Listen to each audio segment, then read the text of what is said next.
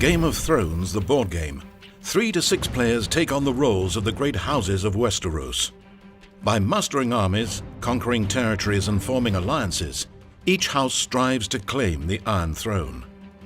In this 4-player example, House Baratheon, House Lannister, House Greyjoy and House Stark gather their cards, tokens and units and place them on the board according to the information printed on their player screens.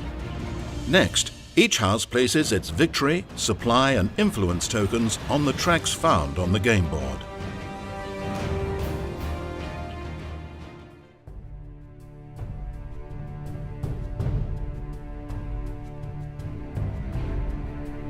Gameplay begins with the planning phase. During this step, each player must place 1 order token face down on each area containing one of his units. Units consist of footmen, knights, ships, and siege engines. There are 5 different types of order tokens that a player can use: March, Defense, Support, Raid, and Consolidate Power. Some orders have modifiers that affect the combat strength of units on the battlefield, while other, more powerful orders are marked with a star icon. These special orders are stronger variants of each order type.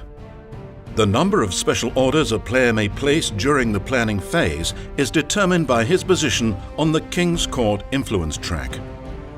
March orders represent the movement of troops and ships across the lands and seas of Westeros. Only by assigning march orders to units on the game board can players take control of new areas and engage opponents in combat. Defense orders represent the preparation of strong defensive positions. They grant a combat strength bonus to the defender of the assigned area. Support orders represent martial assistance to combat in an adjacent area. A player may not only grant support to his own adjacent units, but to adjacent units controlled by other players. This makes the support order the fulcrum of intrigue and negotiation in a Game of Thrones, the board game. Consolidate Power orders represent the garnering of local favor, the collection of income tax, and the harvesting of resources from areas under a player's control. Raid orders represent aggressive incursions and pillaging of enemy lands. They are used to remove adjacent enemy support, consolidate power, and raid orders. After all orders have been placed, they are simultaneously revealed for the action phase.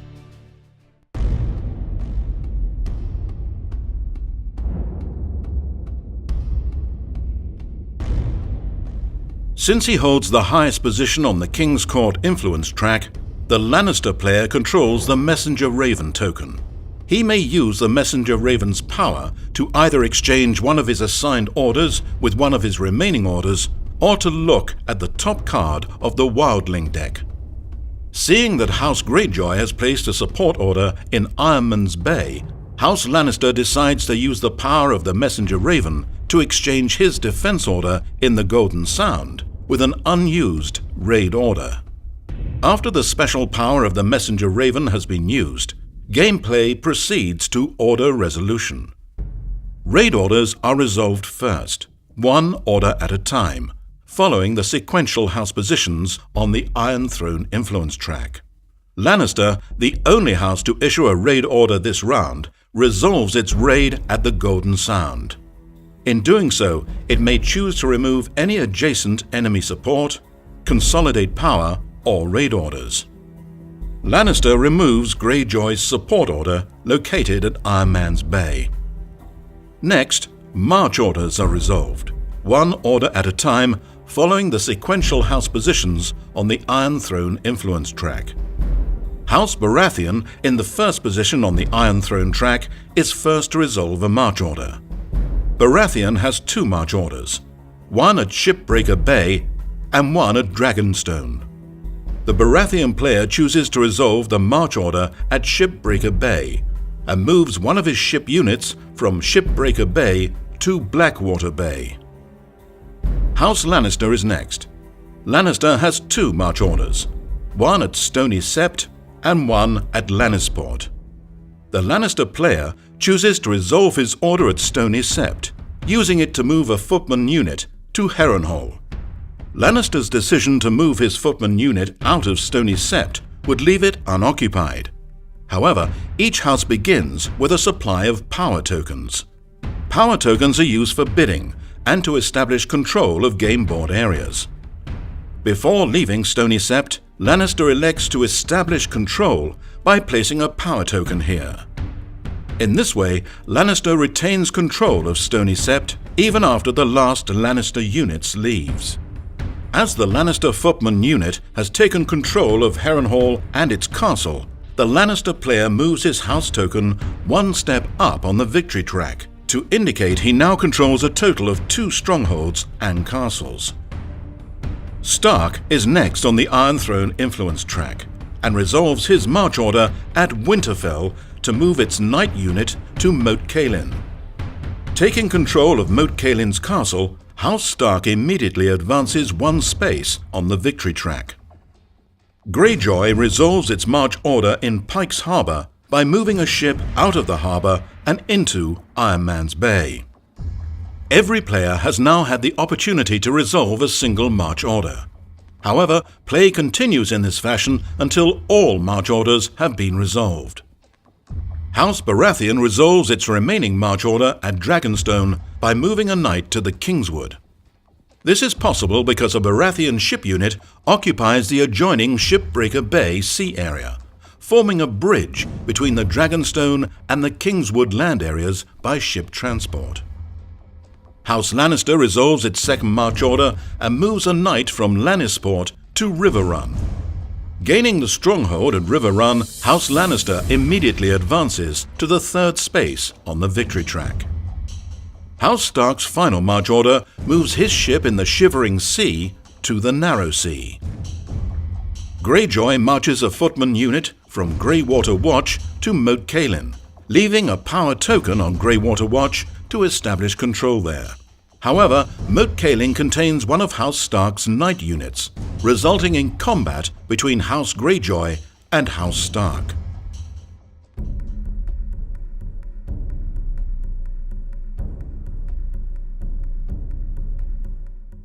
When a player marches one or more of his units into an area containing enemy units, combat ensues immediately and must be resolved before play proceeds to the next march order.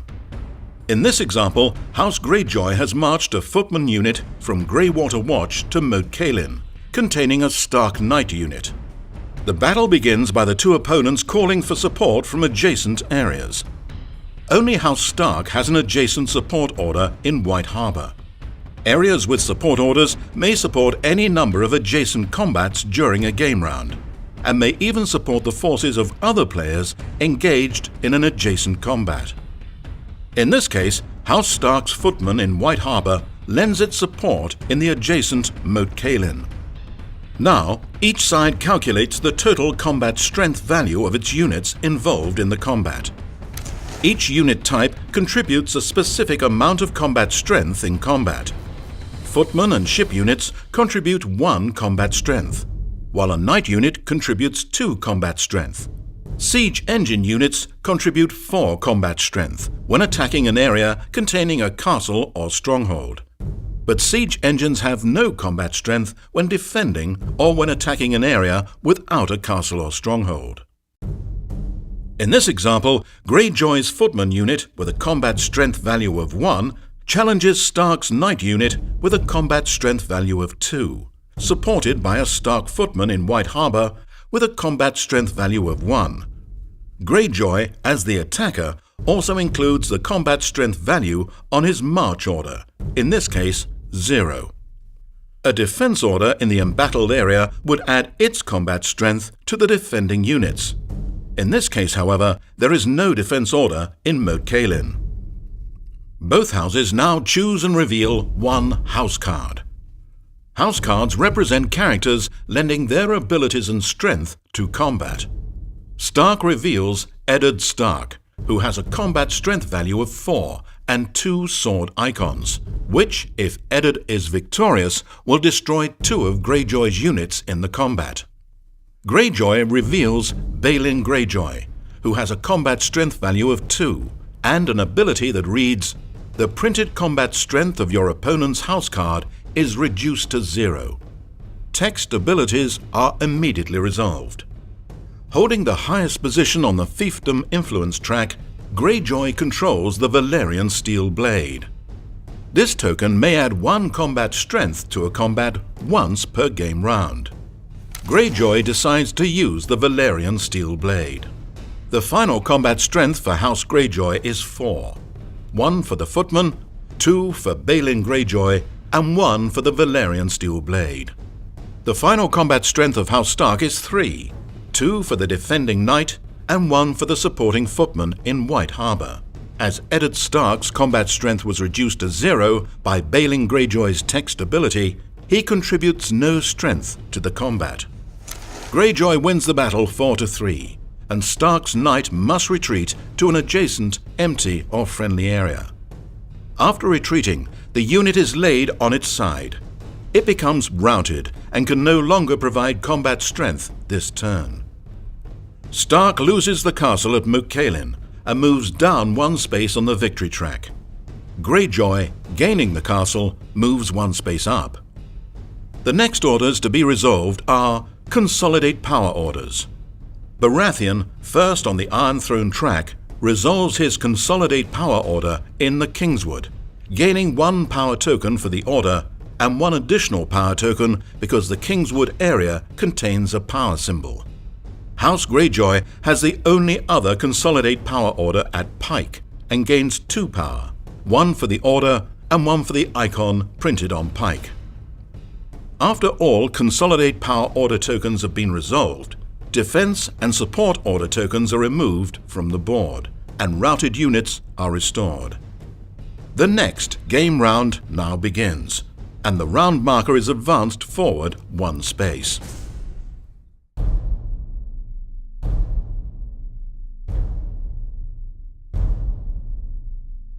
Every round after the first round begins by drawing a card from each of the 3 Westeros decks, which are then resolved in order. The first Westeros card in this example is Supply, which reads, Adjust Supply Track, Reconcile Armies. When resolving the Supply Westeros card, each house in turn order counts the number of supply icons printed on areas it controls, and then moves its supply token on the supply track to reflect that level of supply. Baratheon counts 2 supply, Lannister 3, Greyjoy 2, and Stark controls only 1. A player's position on the supply track determines the number and the size of the armies he may field on the game board. An area containing a single unit does not constitute an army, but any group of 2 or more units in the same area does. If a player loses supply icons throughout the game, a future Supply Westeros card may eliminate units from his armies as they are brought into compliance with his lower supply level. The second Westeros card drawn is Clash of Kings, which reads, Bid on the 3 influence tracks. The Clash of Kings Westeros card simulates the intrigue and plotting taking place behind the curtain of war, affecting it in many subtle and some not so subtle ways. To resolve the Clash of King Westeros card, all influence tokens are first removed from the 3 influence tracks. The players will bid for positions on the tracks, starting with the Iron Throne track. Each player bids a secret number of his available power tokens, concealing the selected number in a closed fist. After all players have chosen, bids are revealed simultaneously. In this example, Baratheon bids 3, Lannister bids 0, Stark bids 3, and Greyjoy bids 2 power tokens. The house with the highest bid takes the first position on the Iron Throne track. Ties are broken by the house that currently holds the Iron Throne dominance token, in this case, House Baratheon. House Baratheon chooses himself for the first position and Stark for the second position. House Greyjoy, having bid 3rd most, is placed in the 3rd highest position, leaving House Lannister in the 4th position. After all positions have been determined on the Iron Throne influence track, the Iron Throne dominance token is awarded to the house on the track's first position. In this case, House Baratheon retains control of the Iron Throne dominance token. Next, bidding on the fiefdom influence track commences. Greyjoy wins first position with a bid of 3. Lannister wins second position with 2. Stark takes third position with a bid of 1, and Baratheon last with a bid of 0. After all final positions have been determined on the fiefdom influence track, the Valyrian Steel Blade dominance token is awarded to the house on the track's first position. In this case, House Greyjoy retains control of the Valyrian Steel Blade dominance token. Finally, the bid for the King's Court influence track is resolved. This reveals a Baratheon bid of 3, a Lannister bid of 2, a Stark bid of 1, and a Greyjoy bid of 1. Baratheon moves to the first position on the King's Court track and Lannister the second. Then House Baratheon, controlling the Iron Throne token, breaks the tie between Greyjoy's and Stark's bids by placing Stark in the third position and Greyjoy in the fourth position. After all positions have been determined on the King's Court track, the Messenger Raven dominance token is awarded to the house on the track's first position. In this case, House Baratheon takes it from House Lannister. With the Clash of Kings card resolved, play continues to the third and final Westeros card, entitled Wildlings Attack, which reads, The Wildlings Attack Westeros.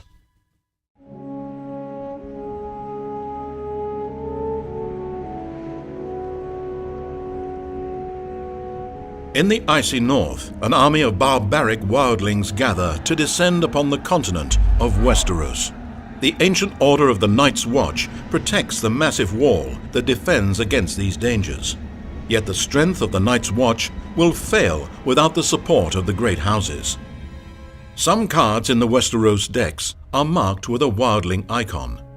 For each such icon, the wildling threat token is advanced 1 space on the wildling track.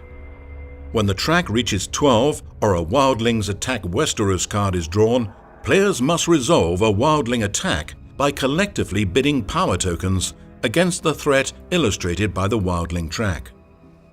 In this example, the wildling threat level is 2, representing the amount of power the houses must collectively match if they wish to stave off the wildling threat.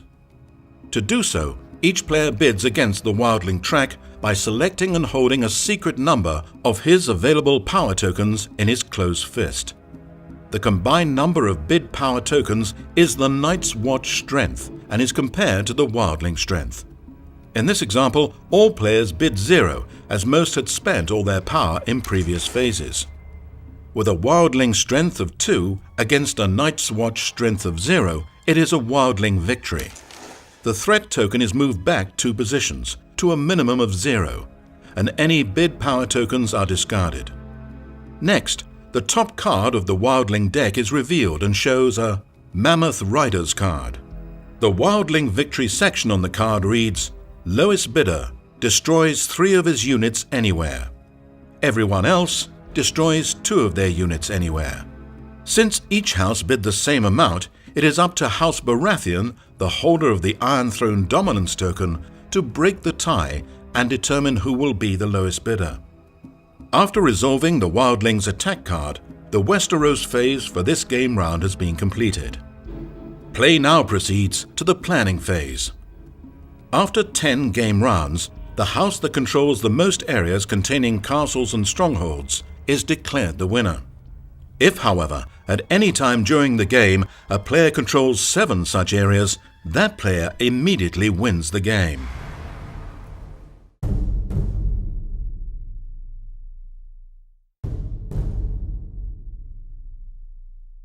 To conquer the great tracts of Westeros required to seize the Iron Throne, players will want to enlarge and expand their martial forces.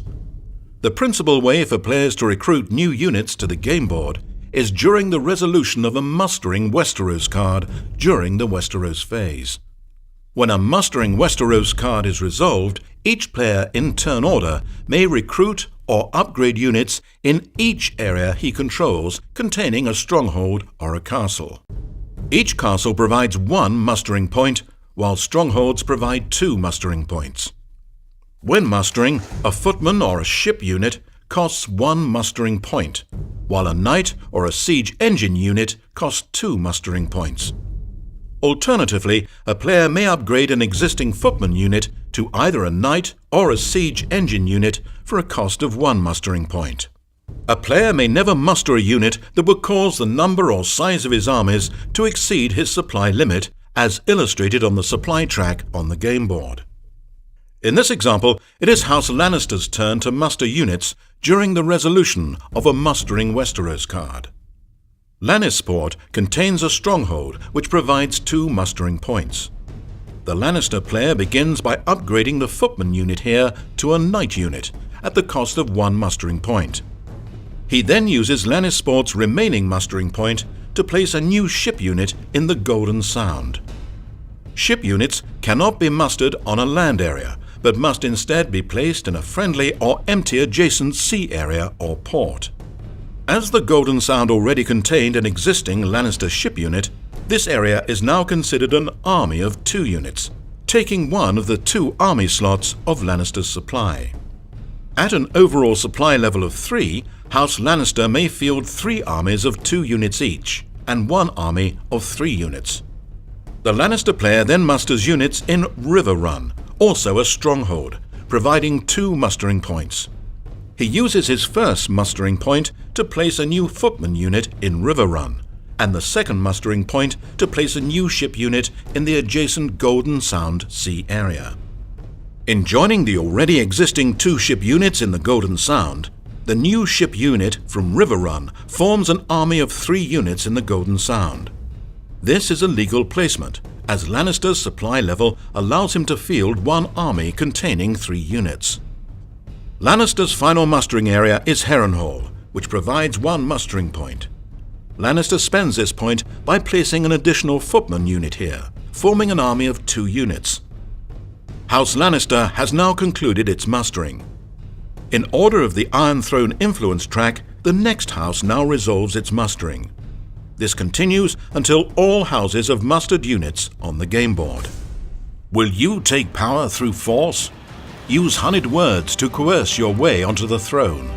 Through strategic planning, masterful diplomacy, and clever card play, spread your influence over Westeros.